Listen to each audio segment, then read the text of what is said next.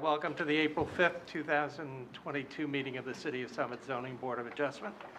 My name is Joe Steiner. I'm the Vice Chairman of the Zoning Board. In accordance with New Jersey Statute 10:4-10, adequate notice of this meeting has been provided to a newspaper of record and has been posted here at City Hall. This meeting is a judicial proceeding. Any questions or comments must be limited to the issues that are relevant to what the board may legally consider in reaching a decision, and decorum appropriate to a judicial hearing must be maintained at all times. For the benefit of the interested public, this meeting is being live streamed to the city's YouTube page and also being broadcast on the city's governmental channels, which is Comcast Channel 34 and Verizon Channel 30.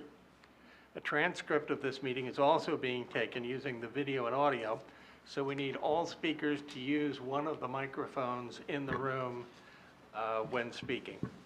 Please note that the fire exits are to my right, your left, and at the back of the room where you entered. The city also has a listening device to help those who need it, who are maybe hearing impaired.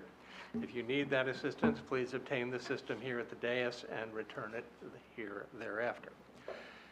The gentleman to my right is Andy Ball. He is the zoning board's attorney. He will be advising the board members on matters of law and is the key interface with an applicant's attorney. Mr. Ball does not vote on the applications. Next to him is Chris Nicola, who is a city employee and is the zoning board's secretary.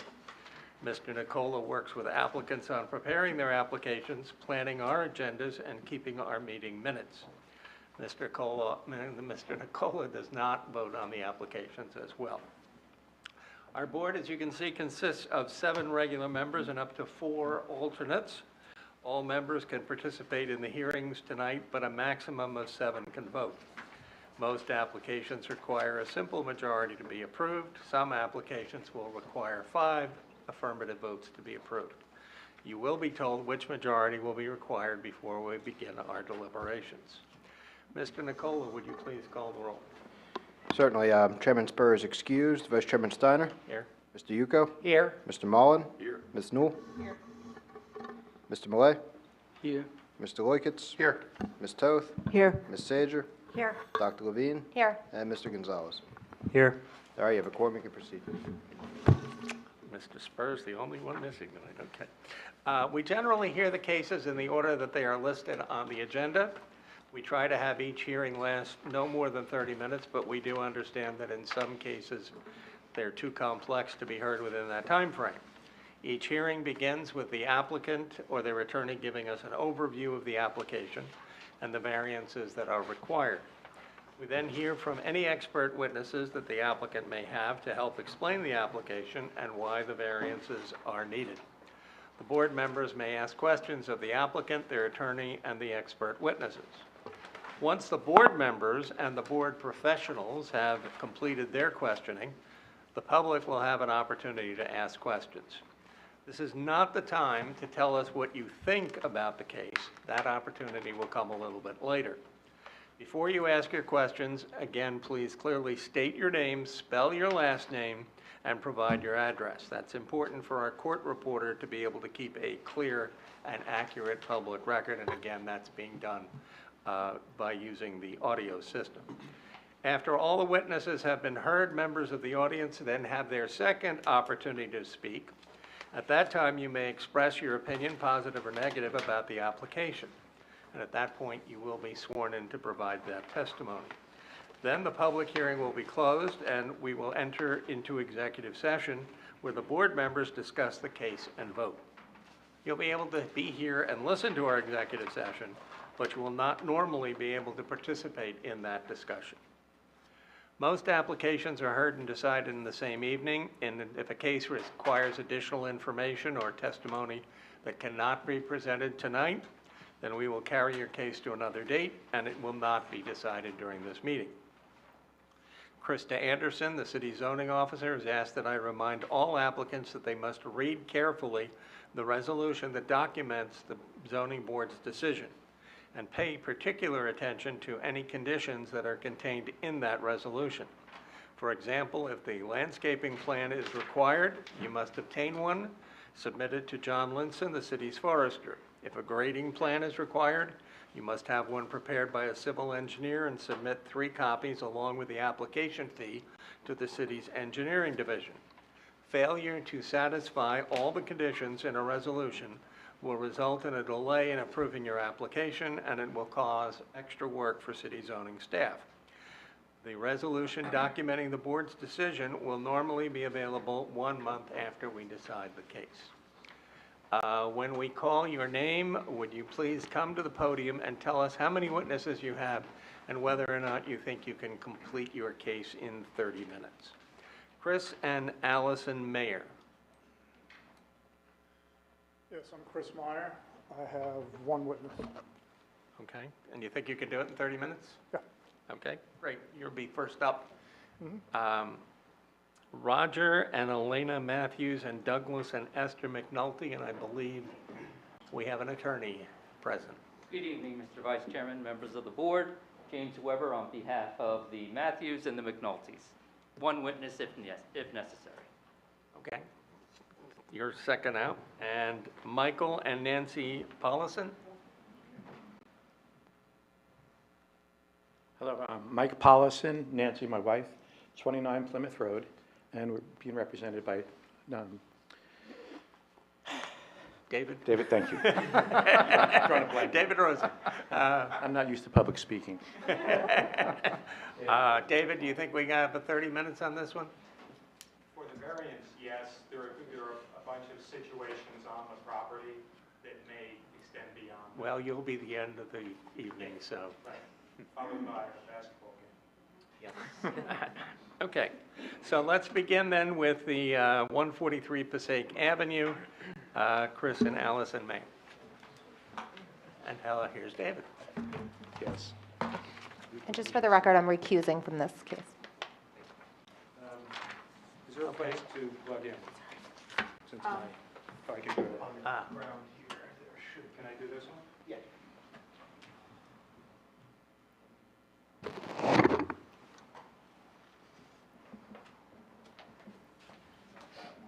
There's a power strip. Are the Yes, there's a power strip here. Are the TVs on? Yes, good, great, thank you. Hang on till we put the TVs on. That might help. My computer just died.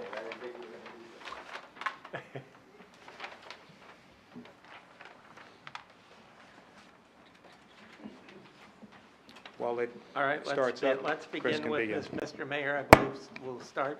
Yes, good evening. My name's Chris. Well, let us swear you in and then go from there. If you could raise your right hand, do you swear or affirm that the testimony you're about to give in this matter is the truth, the whole truth, and nothing but the truth? Yes. And please state your name, spell your last name. Christopher Meyer, M-A-I-E-R. Thank you.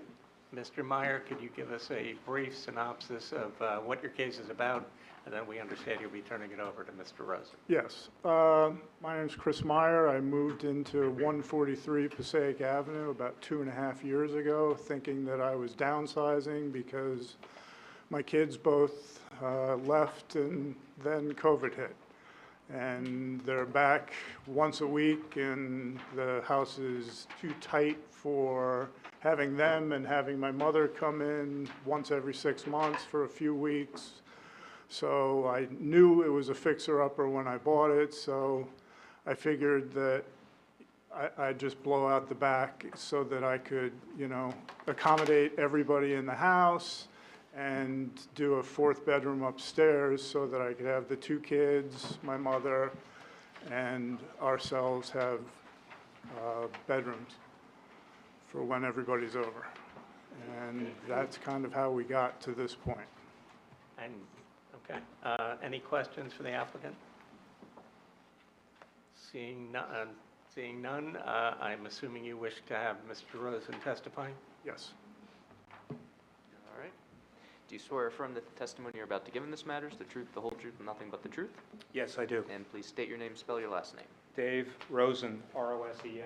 I'm a partner in Rosen, Kelly Conway, Architecture and Design. Thank you, and I know you've appeared before us a number of Yes. times and have qualified as an expert a number of times. Any changes to your credentials since the last time you appeared? No. All right. I imagine the board would like to accept him once again. We will certainly do so, pleasantly. David? Thank you. So I plugged in, how do I get, The HDMI? I have an HDMI. I plugged in the blue one. You would not want this? I have a HDMI. Okay, we'll wait a minute. So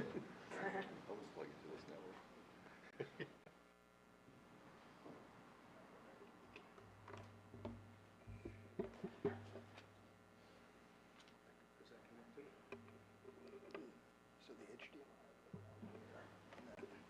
The computer.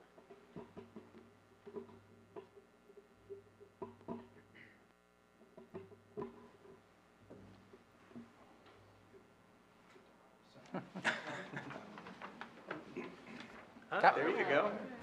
It just takes a minute. Needed to think about it. So this network 3 is this, so I'll just say yes. Okay. We are here for 3 variances for this house, which is on the right in this photo. I'm just going to expand this a little bit, or actually I'll just move it over so you can see it. This is Chris and Allison Meyer's house at 143 Passaic Avenue, and it backs up to Sharing Plow, to give you an idea as to where it is. The goal on this is to do an addition at the back of the house, and we're here for a variance for building coverage, for floor area ratio, and for a side yard setback on the left side. The garage right now is very tight. I'm just going to see if I can come in on this enough to show it. So right now, you can see the garage door in here. It's very tight, and in order for us to be able to get a door in so that you can enter, we want a door next to the garage. I'll show you that in a moment. And then on the inside, be able to go up a few steps and then be able to get into the house. Hold on 1 second. Let me just get my old-fashioned file. Just as a matter of quick thing, all of this is what we already have, or is Yes. any of this new? I think that all of these were submitted, yes. They were submitted in a 24 by 36. And they were Paper taken, form. then they're identified as who took them and when and all that? Yes, this one is identified as the date December 16th, and Nick Giuliano in our office took this photo. So let me the point on this was just to show you the the appearance of the house on the front. The appearance, it is very compatible with the other structures in the neighborhood. You just have in this the view of the yellow house to the left. The yellow house has a 1-story structure. There are about 20-foot-high arborvitae in between this garage and the property line. So when we are planning to expand the space, the garage, by 1 foot, which is essentially in line with the edge of the car here. And the purpose of that, as I said, is to be able to not only get a car in the garage, but to be able to then get out of the car and into the house. So that's the first variance, and I'll go through the drawings in just a second. But the existing setback on the left side of the house is 6.5 feet, and we're proposing 5.5 feet. The second one is building coverage, and I will just go into the site plan for this. So on the site plan, and I'll expand this, all of this is V1. This is exactly the same as what you have. The existing site plan shows the existing house and the existing garage, and that 6.5 feet that I just mentioned. What we're planning to do is to add in the back here and take down this garage and build a new garage that's slightly farther forward. The reason we want to bring it forward, part of it is that by bringing it forward, the car that currently doesn't really get into the garage will be in the garage, so the net will be, we'll actually have more driveway space because one of the cars will be put away that isn't right now. So the garage comes a little bit forward, and then we're adding into this area in the back. And then behind that will be a patio. So this is showing that proposed plan. Existing house, the old garage starts about here, comes across and extends farther back, and the proposed addition is here. You can see by the dashed line that is outside of everything except the garage, those are the setbacks. So you can see that the front yard setback is compliant, 30 feet is required. It's currently 37 to the closest point, which is that bay window. And the sides, on this side, we are required, the required setback of 12 feet is easily met because it's 19 feet. On the left side, as I mentioned, 6.5 to 5.5. The interesting thing is that the combined side yard setback is conforming. Because this side is substantially wider than it needs to be, and this side is smaller, but the net is we put it so that it lands exactly where it needs to, so that those are both compliant. The third variance is for floor area ratio, and because this is a two-story addition, the garage does not count, but the existing house plus the addition is allowed to be a maximum of 25%, and by the calculations that I had done, it came out to 26.6, so 1.6% over. Krista Anderson calculates it a little bit differently, and I'm glad to go with either of the numbers. She refers to a number of 25.86 or 25.9. So long as we can do this addition, that's fine with me. The notes, the community, the staff comments are dated March 30th, so I haven't had the time. I have spoken to Krista, and I spoke with Chris Nicola before this meeting, just in the last, like either today or on Friday, but we didn't really go over that number, so I'm not sure which one it is. I did want to mention that this property is a little bit undersized. It's in the R10 zone, but instead of 10,000, it's 9,100. If it was a conforming 10,000 square foot lot, building coverage would be compliant and floor area ratio would be compliant. The lot is actually 9,100 square feet, so it's undersized by a little less than 10%. Anyway, so if it, instead of 9,100 square feet, if it was 10,000, two of the variances would drop off. The other thing to note is that the property is 70 feet wide, whereas the requirement is 75, so it's a little bit narrower as well. And the position of the existing house on the lot dictates where we can put the garage, and the intent of the ordinance is to be able to get cars in the garage. So that's the reason for that one. Just in going through the, let me just get back. If anybody has any questions at this point, I'm glad to go through whatever anybody wants. You've seen the drawings. I can go through the drawings. I love talking about the drawings, but you may have other plans for the evening. And so are there any questions from the board at this point? Let's begin with Mr. Dower. The only comments that we had were they've addressed the impervious coverage by installation of a dry well.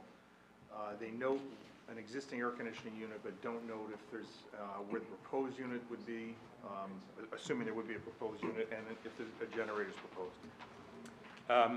Okay, so let me just take the middle one first, the comment about the air conditioner. So the air conditioner is noted as being here. If you can see that, it's within the compliant area between the house and the setback.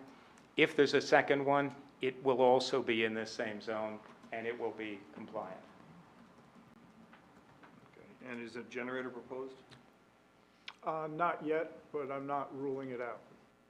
Okay, so if there's a that good enough for you? As long as it's compliant. So If there's a let's make sure generator, it's good. So- if there's a generator, it is required to be, I think, 12 feet. a minimum of 5 feet away from the house, usually by the generator companies. There is room for that also on this side.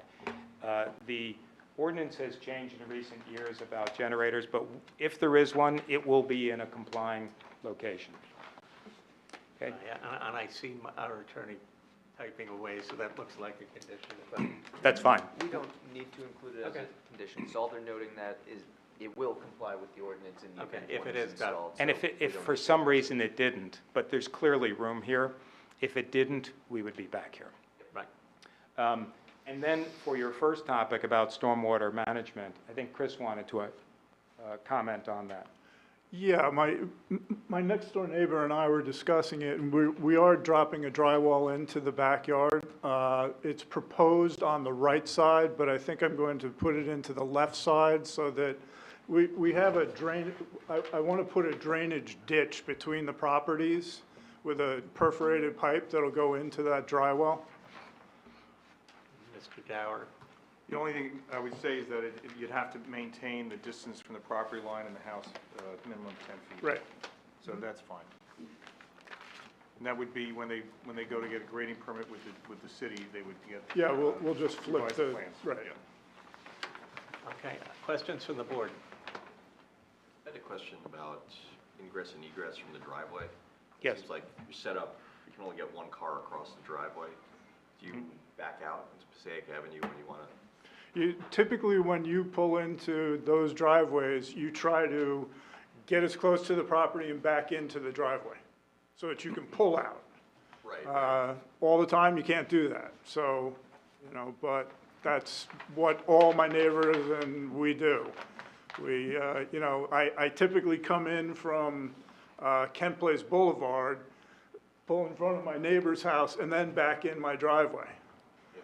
It's just, because I've had many a horn beeping at me. Yeah, I may have been one of those horns at one point or another.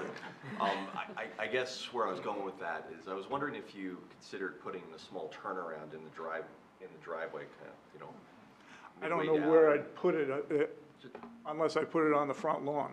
Yeah, I was just sort of wondering if that was possible configuration. Not really, Obviously- because I do have trees there, and I don't want to get rid of those trees in the front lawn.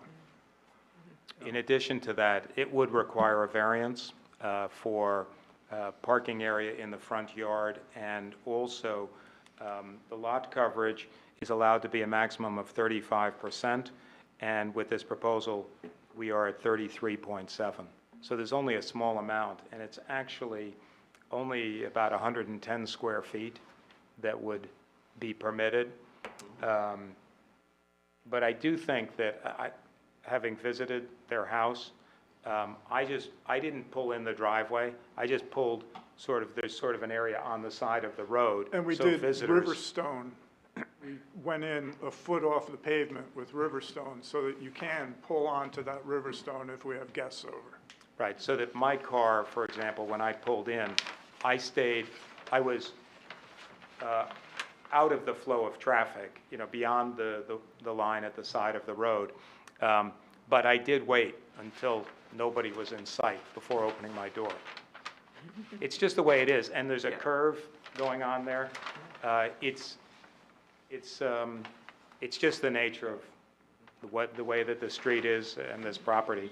And I imagine that it's probably the most difficult at certain times of the day. So people just have to be careful. But people who live there know what it's like. Anyone going down that street has to be rather vigilant.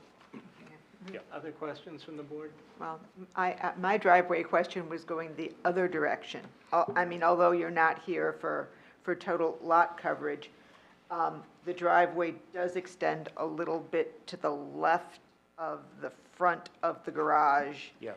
But not enough for one car to be parked there and the other car to get into the garage. So I was curious as to whether there was any thought given to reducing some of that asphalt. Well, that driveway, as you mentioned, is there. When we, it's a little hard to see on this drawing, but I'm just going to compare. When we brought the garage forward, we did not leave the little bit sort of as a walkway going around the side. We just cut it off straight in line with the garage door. It's really so that if a car pulls in there, it's easy to open the doors on both sides. The passenger side door, if you drive straight in, we didn't want it hitting the side of the house by the dining room. And if you